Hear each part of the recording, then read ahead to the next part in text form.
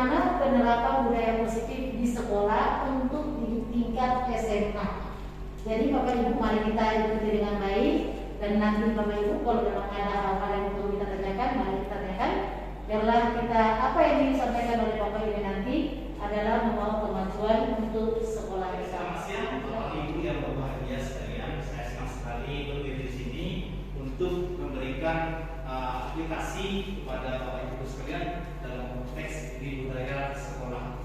Ini adalah bentuk aksi nyata dari seorang calon guru penggerak yang akan berbagi kepada Bapak Ibu sekalian apa sih budaya positif itu yang harus kita lakukan di sekolah kita sendiri.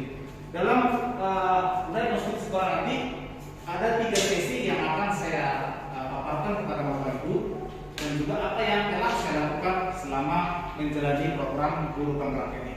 Sesi yang pertama itu adalah nanti kita akan membahas tentang bagaimana budaya sekolah itu sendiri.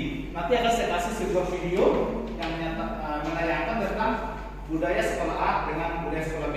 Kemudian dari video itu sendiri kita nanti akan memberikan masukan-masukan kira-kira bagaimana dengan sekolah kita ini sendiri. Apakah sudah menampilkan budaya sekolah yang sesuai dengan video tersebut.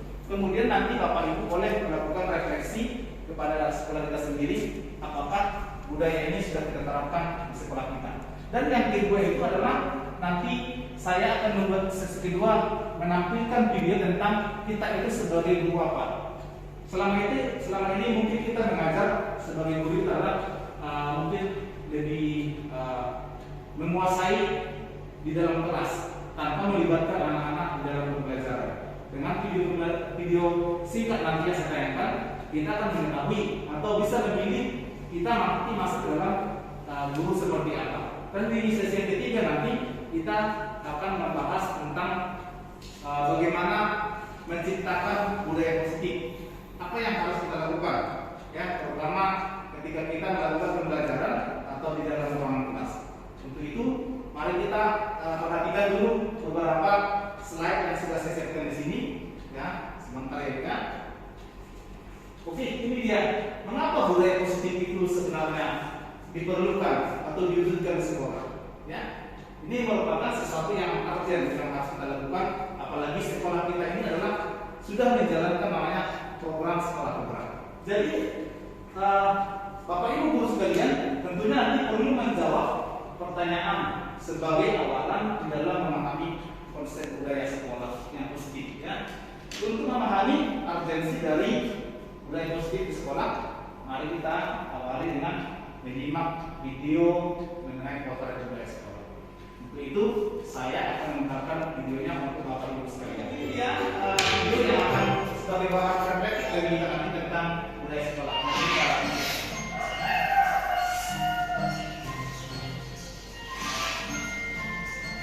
Halo, Bapak Ibu calon guru penggerak.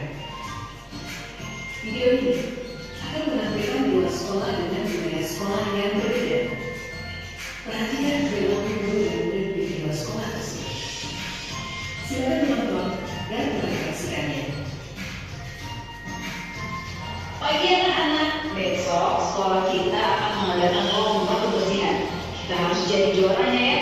Besok kalian harus membawa semua alat kebersihan. Paham anak-anak? Paham, Bu. Aku dulu yang pegang sapunya. Aku yang pakai dong berarti. Aku kan juga mau pakai supaya dapat pujian Bu Guru.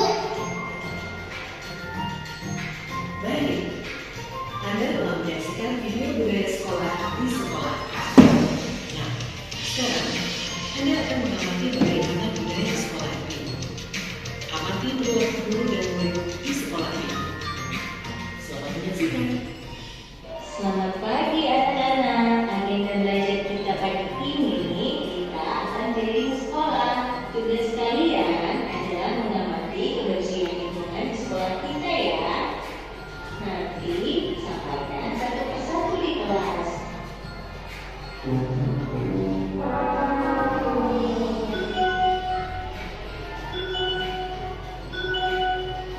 Bagaimana anak-anak? Apa yang kalian temukan di lingkungan sekolah? Ternyata sekolah kita kokoh ya Bu.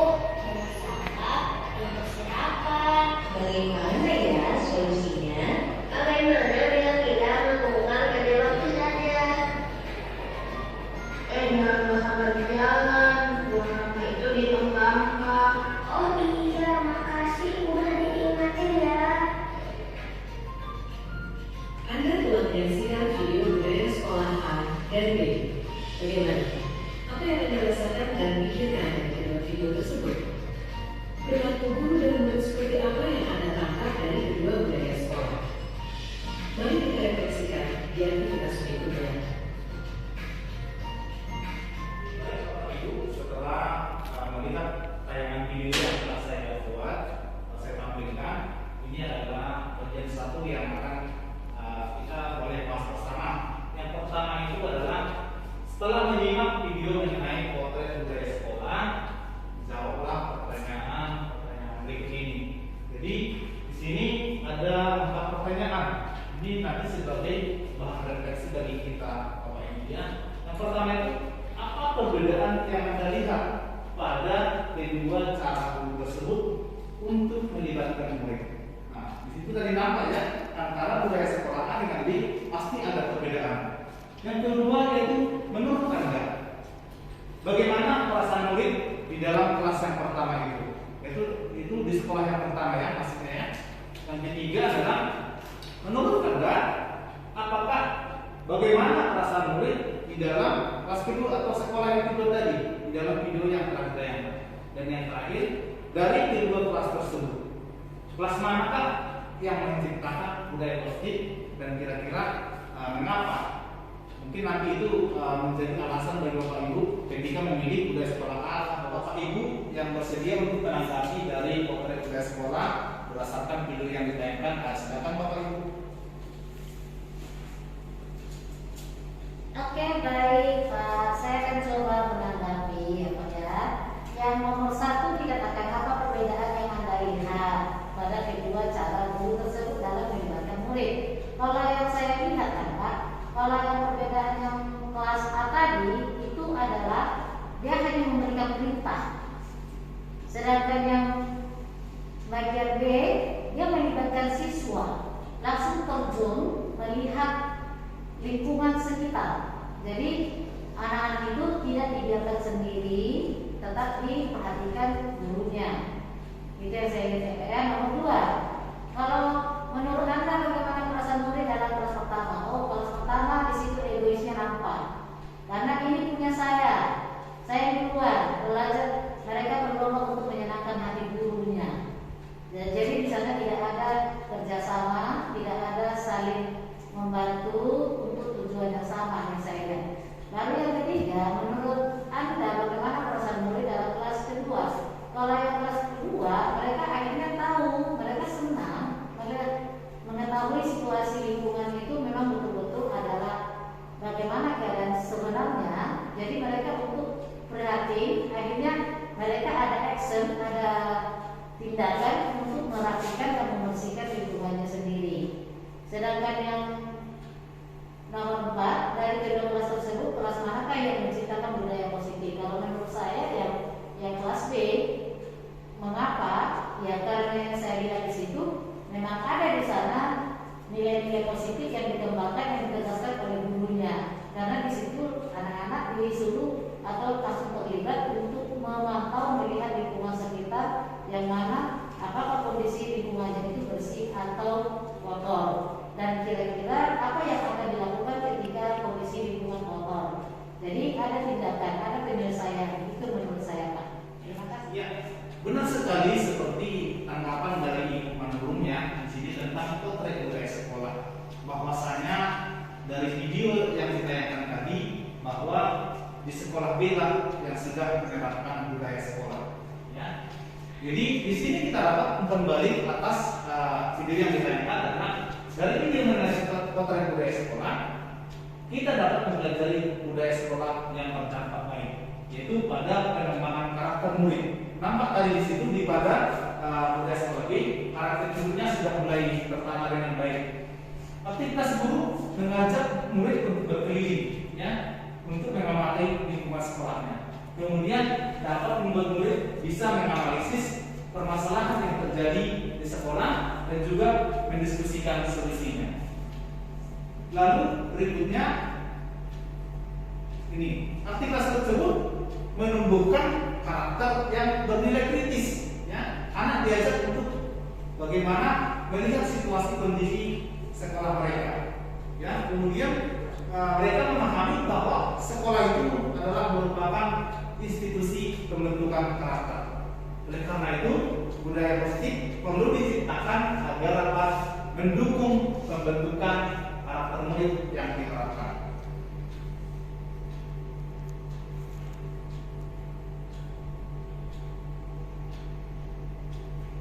Ini Bapak Ibu, mari kita lanjut kembali. Bagian berikut ini adalah saya akan menyampaikan tentang bagaimana para sekolah sebagai institusi untuk pembentukan karakter itu sendiri. Ya, seperti yang sudah tadi di tayangan itu, ini adalah lanjutan dari bagian 1, yaitu saya akan mengulas dulu tentang apa itu sebenarnya pendidikan. Ya, di sini dikatakan bahwa pendidikan itu adalah menuntun segala kekuatan kodrat yang ada pada anak-anak. Ini adalah filosofi daripada dihajar dengan cara. Ya, di mana anak-anak itu nanti mereka sebagai manusia dan juga sebagai anggota masyarakat yang dapat mencapai keselamatan dan kebahagiaan yang tinggi. Kutipan tersebut mengisyaratkan kita sebagai guru bahwa untuk membangun komunitas di sekolah kita harus menyiapkan murid ya di masa depan agar menjadi manusia yang berdaya, tidak hanya untuk pribadinya saja, tetapi berdampak pada masyarakat.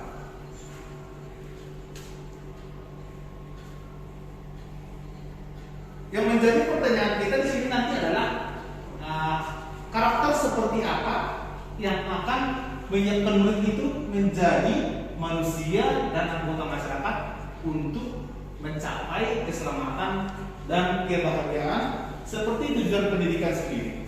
Ya, jadi Bapak Ibu, kita harus mengacu nanti pada profil pelajar Pancasila. Ya, di mana pelajar Indonesia itu adalah merupakan pelajar sepanjang hayat yang memiliki kompetensi global dan berperilaku sesuai dengan nilai-nilai Pancasila. Selanjutnya, pertanyaan kedua adalah apa yang kita bisa lakukan sebagai guru? Apa yang bisa kita lakukan sebagai guru untuk membangun sekolah sebagai institusi pembentukan karakter tersebut? Ya, menurut Karakter Education Partnership tahun 2010 ada beberapa panduan dalam pelaksanaan program pendidikan karakter di sekolah, ya, mana dapat berjalan supaya dapat berjalan dengan efektif. Ya, ini dia membangun karakter seseorang itu bukanlah sesuatu yang mudah, ya, bukan sesuatu yang mudah, bahkan sangat-sangat sulit. Apalagi sekarang kita ini kan sekolah penggerak masih memulai, kita harus lebih banyak lagi belajar, ya, terhadap bagaimana karakter daripada anak didik kita sendiri. Ya, akan tetapi sebagai pendidik kita diberikan tugas. Ya, tugas itu yang pertama harus kita tetap jalankan untuk membentuk calon-calon penerus bangsa yang memiliki karakter jujur, ada berkeadilan, bertanggung jawab, peduli, dan saling menghormati. Mungkin nanti dengan sekolah kita yang berkarakter, dengan top sale-nya, kita akan bangun anak-anak yang bisa memberikan menjadi calon-calon penerus budaya bangsa. Ya. Dalam tugas saya di sini nanti adalah bagaimana menerapkan top sale sendiri bangkit kembali untuk menciptakan karakter anak kita di sekolah penggerak ini.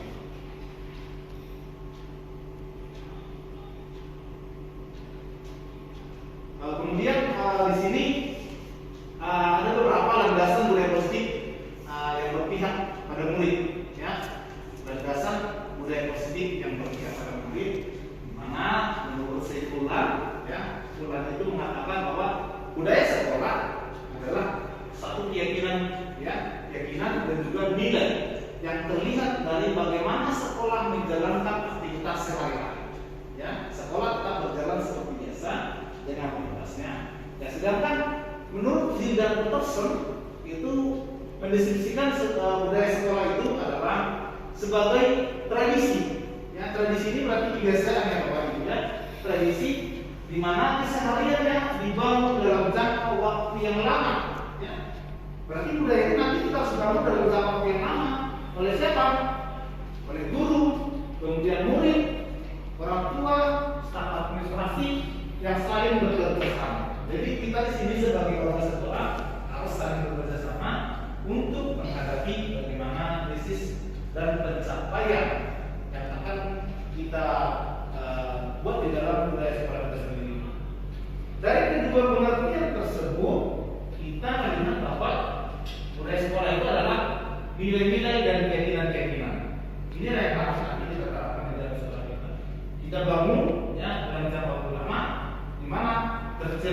dalam sikap keseharian anak didik kita.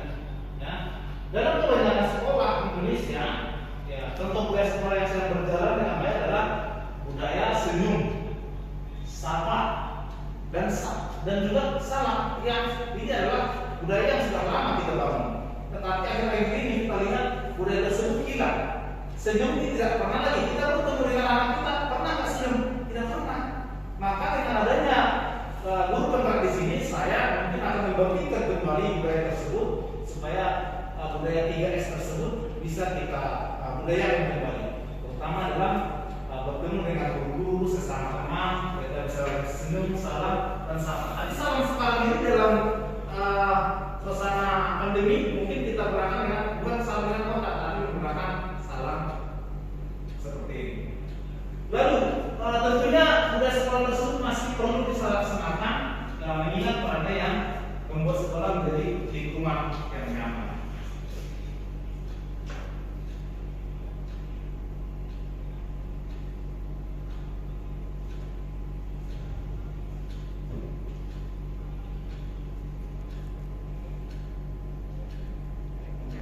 Ya, Bapak Ibu sekalian, di sini saya akan memberikan bagaimana peran kita sebagai guru untuk menciptakan budaya positif sendiri.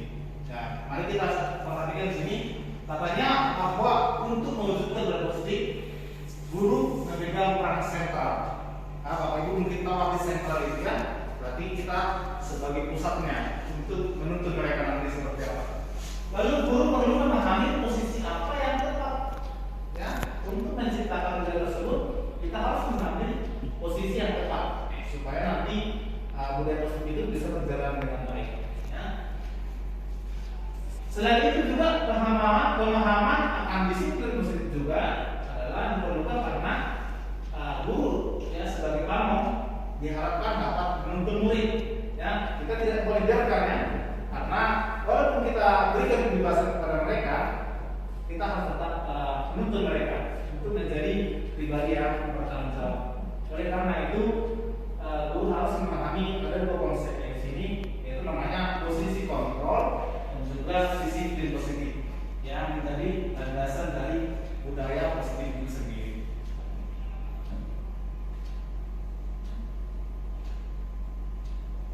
Nah, ini dia peran guru yang paling penting sebagai posisi kontrol.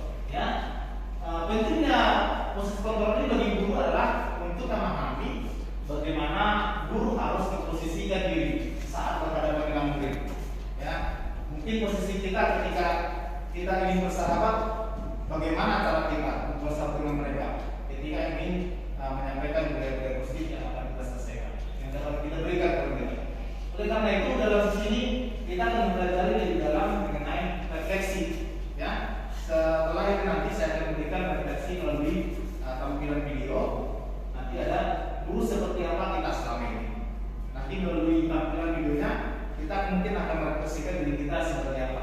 Dalam komponen kelas, posisi guru dikatakan sebagai penggerak utama.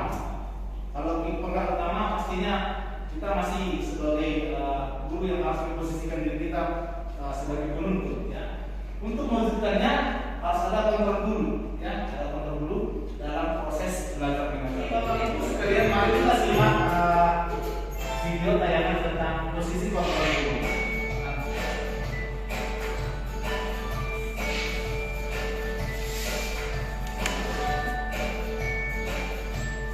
Halo, Bapak Ibu guru calon guru penggerak. Video ini akan menampilkan 5 adegan interaksi guru dan murid. Silakan menonton dan merefleksikannya.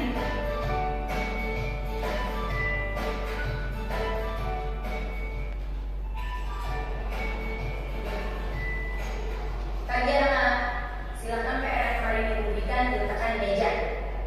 Anton, kamu sudah mengerjakan belum? Belum mengerjakan saya Bu. Kamu selalu ya mengerjain PR. Sekarang kamu duduk di depan, lalu tulis.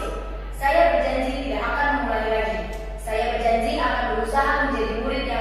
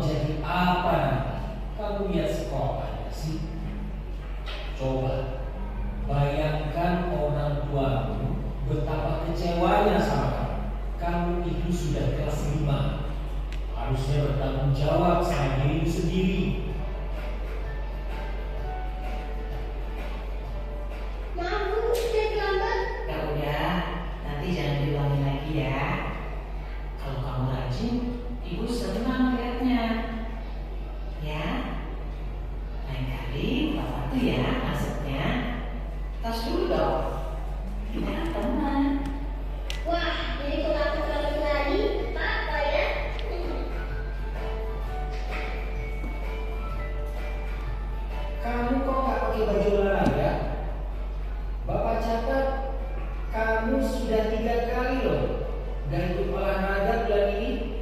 Iya Pak, udah 3 kali berarti saya dapat sanksi Pak.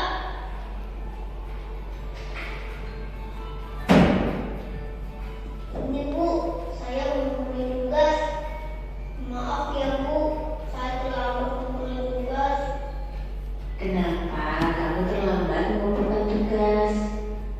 Iya Bu, saya kalau sore dari ibu jaga warung, terus sempat menjadi tugas. Kira-kira nih, apa yang bisa kamu perbaiki supaya kamu bisa mengerjakan tugas tepat waktu? Coba, kapan biasanya kamu membantu ibu jualan? Setiap hari sampai jam 8 malam Bu. Bagaimana kalau kamu membuat jadwal?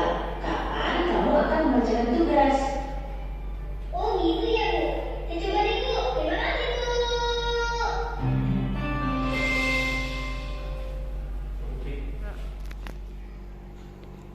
Oke, baik Bapak Ibu, setelah melihat tayangan video kita yang video tadi, mungkin Bapak Ibu bisa memberikan tanggapan terhadap video kita itu. Ya, silakan Bapak Ibu yang memberikan tanggapan. Oke, silakan Ibu Osin.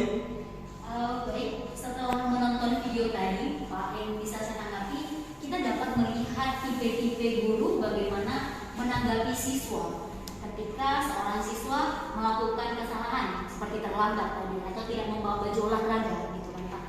Kemudian kalau ditanyakan mana tipe guru yang menggambarkan saya ketika mengajar, itu masih tipe yang pertama, di mana guru langsung menjudge anak didik. Kenapa tidak mengerjakan tugas? Itu aja kita tidak bisa gitu, langsung menghukum gitu, menghukum si anak untuk menulis di papan tulis gitu. Begitu sih Pak. Ya, perasaannya tadi bagaimana Ibu setelah menonton video itu? Apakah merasa diri Ibu seperti ada sesuatu yang lain dari Merasa sedikit tersindir ya Pak ya. Mungkin sedikit akan penting untuk mengkoreksi lagi seperti itu Pak. Oke, baik. Terima kasih atas tanggapannya Ibu Osin. Lalu kita akan melihat di sini bahwasanya Bapak dan Ibu guru sekalian, dalam hal ini kita tidak sedang menyalahkan posisi kita sebenarnya saat ini. Ya, coba kita ingat kembali ketika kita menjadi murid dulu. Ya, pernahkah kita merasakan perasaan yang sama seperti di dalam video tadi? Contoh seperti si Anton, ya, mereka itu merasa kesal karena dihukum. Ya, kita sering ketika si anak bermasalah, kita langsung berikan hukuman kepada dia, ya kan Bu? Dia merasa malu, ya, karena sudah dipermalukan di depan kelas. Ya, kemudian dia merasa diawasi terus. Inilah posisi-posisi kontrol yang harus kita ubah sebagai ibu sendiri. Bedakan dengan ibu pada kejadian 5. Pada kejadian 5 tadi nampak ya apa yang dirasakan oleh si anak itu sendiri. Dia merasa bahwasanya dia selalu didengarkan, diperhatikan apa sebenarnya masalah dia, baru nanti diberikan solusi atas permasalahan dia. Demikian Bapak Ibu. Ya, kalau kita nanti sebagai guru dalam penerapan posisi kontrol sebagai guru, langkah baiknya kita sebagai manajer dalam melaksanakan budaya positif kita di sekolah. Oke, baik Bapak Ibu, pada saat ini kita akan menentukan bagaimana sih posisi kontrol kita seperti yang sudah ditayangkan dalam video tadi, yaitu kita mengambil posisi kontrol manager. Dalam hal ini saya akan menjelaskan bagaimana kontrol manager sebagai guru. Ya, dalam menumbuhkan disiplin pada murid secara intensif, guru perlu berperan pada posisi kontrol manager, yang mana kita harus bertanya dulu dan membuat kesepakatan kelas bila murid nanti melakukan kesalahan atau pelanggaran. Bukan menuduh atau bukan juga memberi hukuman. Kita harus sebagai teman yang membiarkan murid melakukan kesalahan atau pelanggaran. Hal ini dilakukan karena pendidik sebagai tamu itu artinya adalah menuntun, ya, atau memberikan tuntunan agar anak dapat menemukan kemerdekaannya di dalam belajar. Anak diberi kebebasan, namun perlu diberi tuntunan dan arahan supaya anak tidak kehilangan arah dan juga bisa mempertahankan dirinya.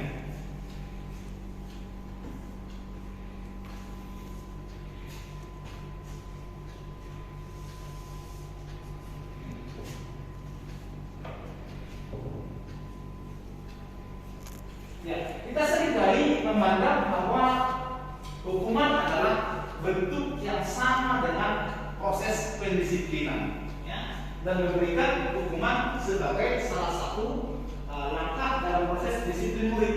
Padahal sebenarnya bentuk hukuman itu bisa membuat seorang anak itu merasa terbebani seperti itu, ya.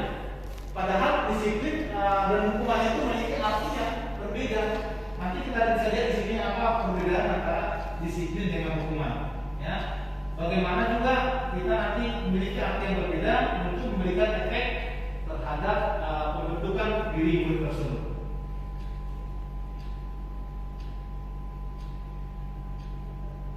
Nah, ini dia, ya.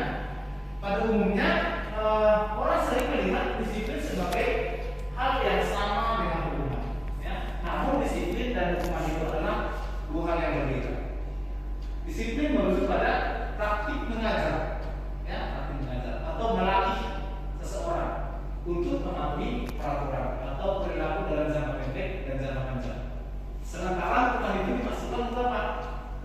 Mengendalikan perilaku murid, ya. Mengendalikan itu artinya berarti kita harus membatasi, mengontrol dia terus supaya tidak bisa berbuat apa-apa seperti itu.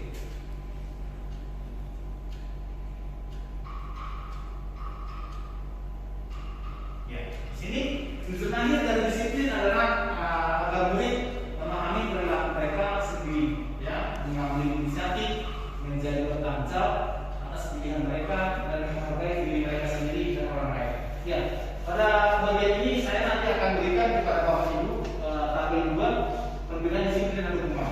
Nanti di sesi ini kita akan membahas kembali lebih jauh tentang perbedaan disiplin dan hukuman.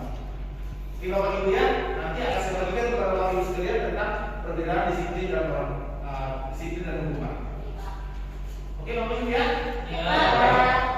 Kita lanjut kembali di pembahasan berikutnya adalah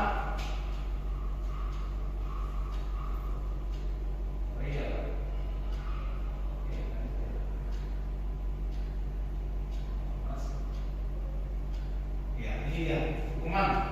Di bagian selanjutnya adalah kita akan membahas tentang hukuman dan konsekuensi. Apa itu hukuman dan apa itu konsekuensi? Ya, Anda mungkin menyimpan pertanyaan. Jika tidak ada hukuman, maka bagaimana kita meningkatkan murid dalam melakukan pelanggaran atau kesalahan? Nah, Bapak Ibu, ya.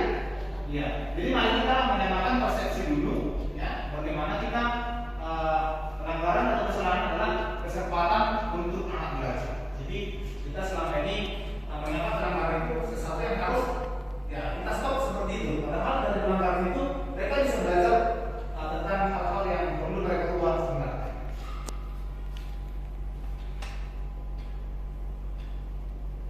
Ya, ini cara merespon.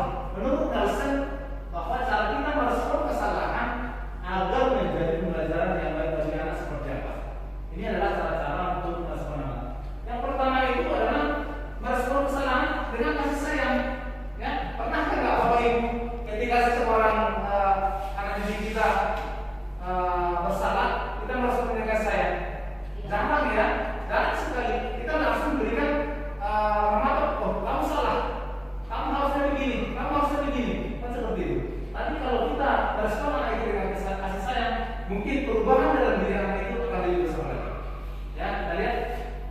Dan kebaikan dibanding menyalahkan, menuduh dan mencela. Nah, nanti kita akan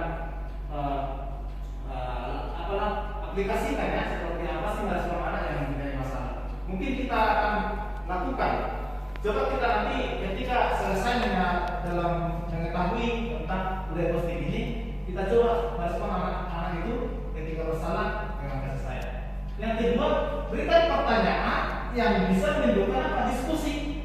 Ya, kita berikan pertanyaan dulu, kita gali dulu pertanyaan-pertanyaan supaya menjadi diskusi tentang konsekuensi yang mungkin terjadi dari tindakannya.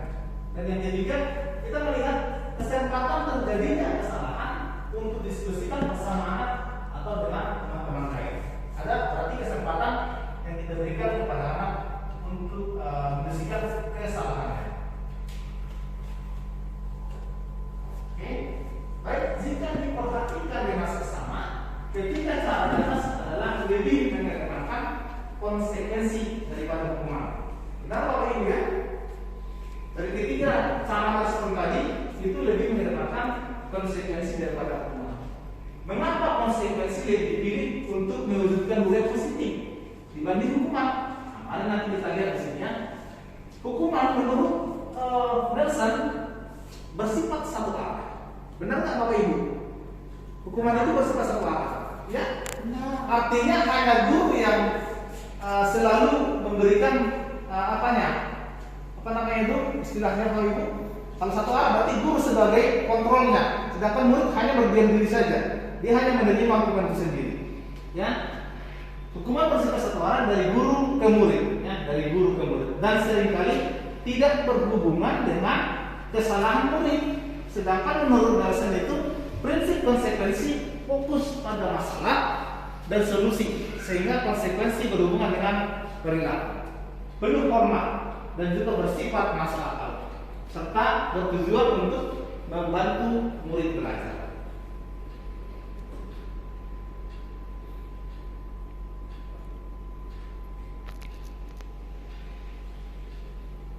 Baik Bapak Ibu sekalian, hari ini kita akan kembali membahas tentang kriteria utama disiplin positif. Ya, kriterianya seperti apa? Yang pertama adalah bersikap baik dan tegas. Ya, walaupun kita tadi seperti yang Ibu Osin sampaikan, lalu bagaimana kalau terus berulang-ulang? Ya tunjukkan kasih sayang. Kasih sayang ini jangan lepek, tapi jadi tegas seperti yang disampaikan di sini adalah bersikap baik dan tegas di saat yang bersamaan. Artinya menunjukkan sikap hormat dan juga memberi semangat kepada si anak tersebut. Lalu yang kedua, kita harus membantu murid merasa dihargai. Bagaimana kalau seorang anak tidak pernah dihargai? Maka dia akan berulang-ulang kembali melakukan kesalahan yang sama. Seperti itu. Dan memiliki keterikatan. Pernahkah ibu memiliki keterikatan dengan murid yang bermasalah? Mungkin jarang sekali ya. Kalau sudah selesai sekali, udah biarkan. Kan begitu ya Bu ya. Coba jalin ikatan terus dengan si anak supaya lama-lama anak itu merasa dihargai. Ya, sebagai guru itu yang harus kita seperti kita ya. Pasti butuh proses yang lama. Dan juga bisa kita menjadi teman di kelasnya sehingga merasa menjadi bagian dari kelas tersebut.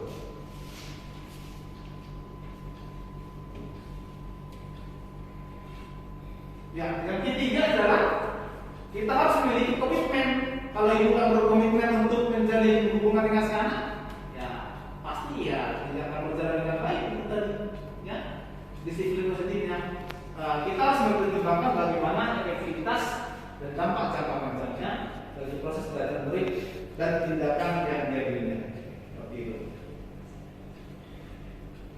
Yang keempat adalah menerapkan disiplin positif. Ya, menerapkan. Kita harus menerapkan bagaimana kita harus bekali anak itu sendiri, murid itu dengan apa? Keterampilan sosial. Mungkin kalau si anak ketika melakukan kesalahan di dalam kelas dia kurang memiliki sosial dengan teman-temannya. Dia merasa dia itu dikucilkan, ya. Mungkin butuh perhatian dari teman-temannya atau gurunya. Kita harus memberikan keterampilan di situ supaya anak bisa bergaul dengan teman. Kemudian mendukung contoh karakter yang seperti rasa hormat, kepedulian orang lain, komunikasi yang efektif, kemudian pemecahan masalah, tanggung jawab, kontribusi dan kerjasama di dalam kelas. Yang terakhir kriterianya adalah ini, mengajak murid bagaimana mereka mampu dan dapat menggunakan kekuatan diri. Ya, mungkin selama ini kita melihat si anak itu tidak memiliki kekuatan. Kita anggap dia itu adalah seperti barang yang tidak berguna, ya kan? Makanya kita sering menghukum dia. Mungkin dengan hukuman kita merasa akan selesai masalahnya, tapi justru disitulah kita tidak mendapatkan apa-apa dari si anak tersebut. Ya, di sini inilah bagian terakhir dari kita adalah bagaimana upaya membangun budaya positif yang berpihak pada murid. Pada sesi terakhir ini kita nanti akan mendapat sebuah tayangan video. Tapi terlebihnya kita akan masuk ke bagaimana membuat kesadaran kelas. Yang pertama, membuat kesadaran kelas itu sebagai langkah awal dalam membangun budaya positif yang berpihak pada murid. Kesadaran kelas itu berisi berapa apa? Apa isinya? Ya, aturan, ya, yang membantu guru dan murid bekerja sama, dan juga untuk membentuk kegiatan belajar yang efektif. Kesepakatan kelas itu tidak hanya berisi harapan guru terhadap murid, tetapi juga harapan murid terhadap guru. Jadi saling, ya, saling saling mengisi antara guru dengan murid, murid dengan guru juga harus mempunyai kesepakatan. Jangan hanya satu pihak seperti kita hukum tadi, ya, guru hanya berikan hukuman sepihak, tetapi murid sendiri bagaimana? Kesepakatan disusun dan dikerjakan bersama-sama antara guru dan murid. Ya, Bapak Ibu, kesepakatan disusun dengan secara bersama antara guru dengan murid.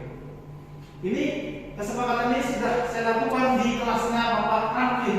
Luar biasa kesepakatan kelas Bapak Ibu, ya, guru harus mempertimbangkan hal yang penting dan hal yang biasa. Dikesampingkan, ya, hal yang biasa dikesampingkan.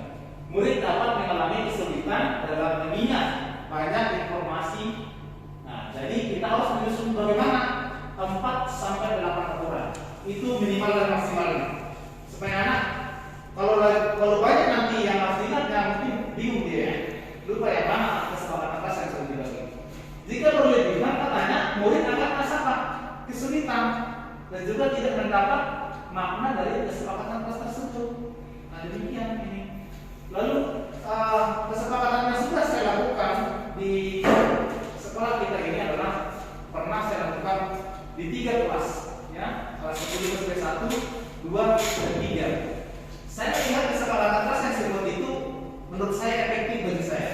Terlebih ketika saya masuk di kelasnya Pak Franklin, ya, SMP 2, anak-anak dalam membuat kesepakatan kelas itu cukup baik, ya, cukup baik. Dan saya lihat mereka memiliki harapan yang baik ke depannya setelah memiliki kesepakatan tersebut. Ini ya, kesepakatan disusun sebenarnya bagaimana? Mudah dipahami dan dapat langsung dilakukan.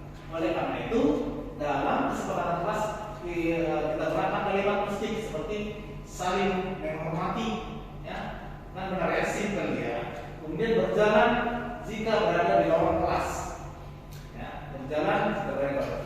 Kalimat positif lebih mudah dipahami murid dibandingkan kalimat negatif, seperti mengandung kata dilarang. Ini yang sering kita lakukan. Dilarang, ya. Contoh yang kita lakukan apa? Tidak boleh, kan begitu ya? Tidak boleh. Apa kira-kira apa itu? Yang jangan ribut. Tidak boleh mengganggu teman, ya kan? Itu yang sering kita gunakan. Tetapi kata-kata yang lebih positif dari itu bisa kita ciptakan. Contohnya jangan ribut itu apa kira-kira yang bisa kita buat? Jangan ribut. Bahasa yang positif. Utamakan ketenangan. Utamakan Ketenangan. ketenangan. Iya. Apakah itu bahasa yang bisa dicerna oleh anak-anak nanti? Utamakan ketenangan. Dia itu mas. Tidak boleh. Tepuk tangannya apa lagi? Dalam konteks ya untuk menjaga suasana tetap aman dengan kesepakatan dia dikemas, oke. Tapi dalam konteks belajar kita tidak menerapkan karena anak-anak harus lebih aktif, lebih bebas dalam menyampaikan ide-ide mereka. Seperti di awalnya kita gunakan adalah kata-kata yang positif. Contoh, jangan membuang sampah sembarangan. Jangan membuang seperti itu, tapi buanglah sampah pada tempatnya. Itulah kata-kata positif yang kita bisa jadikan sebagai budaya positif di kelas kita. Ini sudah saya terapkan di kelas 10 SMP 2 kelas 4 terakhir. Luar biasa. Dan mungkin nanti Pak Franklin juga harus membantu saya juga dalam menjalankan budaya positif di kelasnya, karena harus dalam konteks yang lama ya, yang banyak lama supaya menjadi satu tradisi. Tradisi ini harus memakan waktu yang lama. Oke, untuk memahami kesepakatan kelas secara lebih mendalam, kita akan menyimak video yang videonya sungguh bagus untuk kita nanti terapkan Bapak Ibu ya di kelas kita masing-masing. Nanti setelah menyimak video ini, kita akan membuat kesepakatan kelas, lalu kita harapkan dapat menerapkan hal tersebut dalam kelas kita. Oke Bapak Ibu ya, kita saksikan video berikut ini. Oke Bapak Ibu, kita saksikan berita tentang budaya positif sekolah. Bagaimana nanti membuatnya? Halo, Bapak Ibu calon guru penggerak. Video ini akan menampilkan 6 panduan yang dapat diterapkan dalam menyusun kesepakatan kelas. Mari kita simak bersama. Izinkan murid untuk menyampaikan masalah yang dihadapi saat ia berada di kelas dan harapan kelas yang membuatnya nyaman. Hal ini bisa bisa dilakukan secara individu, berkelompok, atau dari survei kelas. Seperti apa kelas impianmu? Ceritakan kelas impianmu. Bagaimana kondisi kelas, teman-temanmu, dan guru impianmu? Bertanyalah harapan tentang kelas. Apa yang diharapkan tentang kondisi kelas, tentang gurunya, dan teman-teman kelas. Kemudian tulis hasil diskusi tersebut di papan atau dalam poster. Hal ini memberi kesempatan murid dilibatkan dalam mengatur kelas. Cara ini menjadi lebih efektif dibandingkan hanya memberitahukan hal apa saja yang dilarang dilakukan. Menurut kalian, apa yang harus kita semua lakukan untuk mencapai kelas impian kita? Lakukan diskusi untuk mendapatkan umpan balik dari murid. Perjelas tentang kesepakatan kelas. Penting jika kesepakatan kelas berisi aturan yang murid percaya dan bisa dilakukan, baik sebagai individu maupun dalam kelompok. Pastikan bahwa semua daftar memang diperlukan dalam proses belajar mengajar. Jika ada yang terlewati, pandu murid untuk menambahkan tujuan lain yang terlupakan atau menghapus tujuan yang tidak utama. Buatlah poster atau tabel yang menampilkan kesepakatan kelas yang disetujui di akhir. Kesepakatan kelas dibuat dapat berupa panduan tingkah laku berupa kata yang positif. Misalnya, jangan berlari berubah menjadi berjalan dengan hati-hati. Hindari kata jangan dan dilarang. Pada poin pertama, murid sepakat saling mendengarkan antara guru dan murid. Guru bisa menuliskan berupa gambaran tingkah laku yang diharapkan dari kesepakatan. Misalnya, kami, guru dan murid yang saling menyayangi. Buatlah penekanan pada sifat positif dalam kesepakatan kelas tersebut, yaitu saling menyayangi. Pada poin kedua, murid sepakat. Murid aktif dan semangat saat belajar. Guru bisa menuliskan berupa gambaran tingkah laku yang diharapkan dari kesepakatan. Misalnya, kami murid yang semangat belajar. Buatlah penekanan pada sifat positif dalam kesepakatan kelas tersebut, yaitu semangat.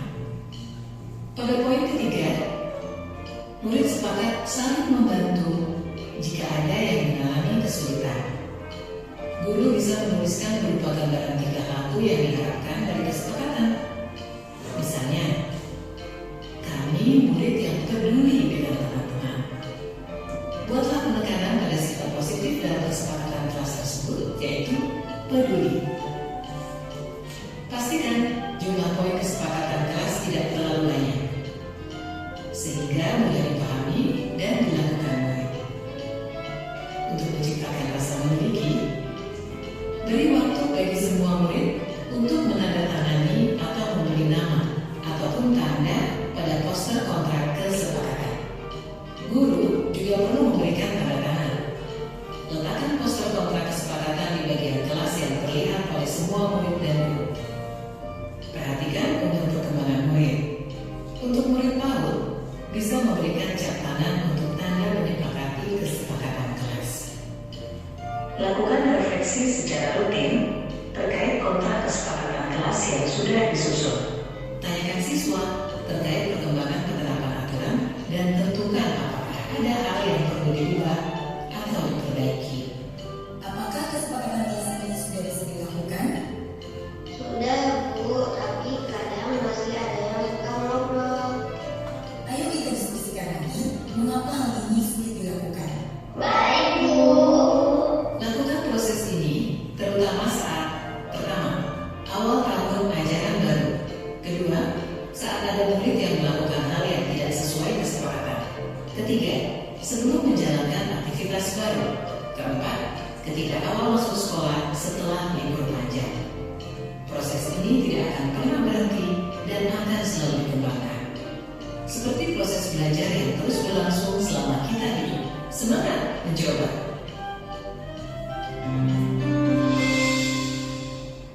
Bapak Ibu sekalian, kita baru saja melihat sebuah video tentang bagaimana penerapan budaya positif, yaitu dengan membuat kesepakatan kelas. Tapi terutama ini kita harus bekerja sama dengan sesama wali kelas di sini bagaimana supaya lebih lebih melihat kembali anak-anak kita di kelas itu bagaimana kesepakatan kelas itu sudah dapat dilaksanakan atau diterapkan dengan baiknya. Jadi sebagai penutup di sini demikianlah upaya-upaya yang bisa dilakukan dalam membangun budaya positif di sekolah.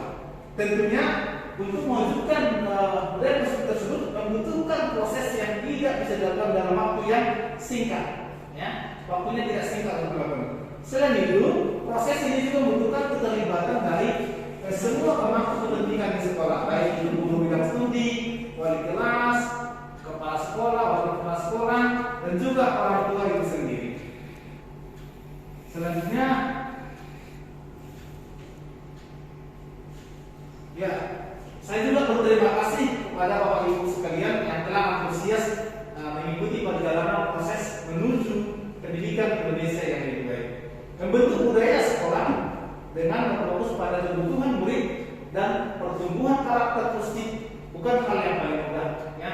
Tetapi Anda berhasil, Bapak Ibu sekalian berhasil untuk melaluinya dan merencanakan yang terbaik untuk murid kita dan sekolah kita. Buah dari kerja keras ini adalah dapat terlihat ketika kita menyadari bahwa murid kita telah sukses di pekerjaan, kehidupan dan relasinya dengan orang lain, serta karakter yang dimiliki serta integritas yang tinggi, bertanggung jawab, dapat diandalkan, berbudi pekerti luhur dan bermanfaat bagi lingkungan dan negara. Salam semangat untuk kita Bapak Ibu guru sekalian, dan salah satu contoh budaya positif yang diterapkan saya akan tampilkan di sini Bapak Ibu ya. Ini dia salah satu contoh yang saya terapkan di kelas Pak Ramli. Jadi saya membuatnya itu metodenya secara berkelompok dulu. Ya, ada 3 pilihan yang bisa didownload, bisa secara individu, bisa berkelompok, bisa dengan survei. Jadi saya membuatnya dengan cara berkelompok seperti ini Bapak Ibu. Ini di kelas tersebut saya buat menjadi 2 kelompok. Ini kelompok yang pertama, ya Bapak Ibu. Satu lagi. Nah ini kelompok yang kedua. Jadi mereka berkelompok dulu, memberikan tanggapan-tanggapannya. Setelah itu nanti anak-anak akan menyimpulkan kesepakatan menjadi satu kesatuan. Ya.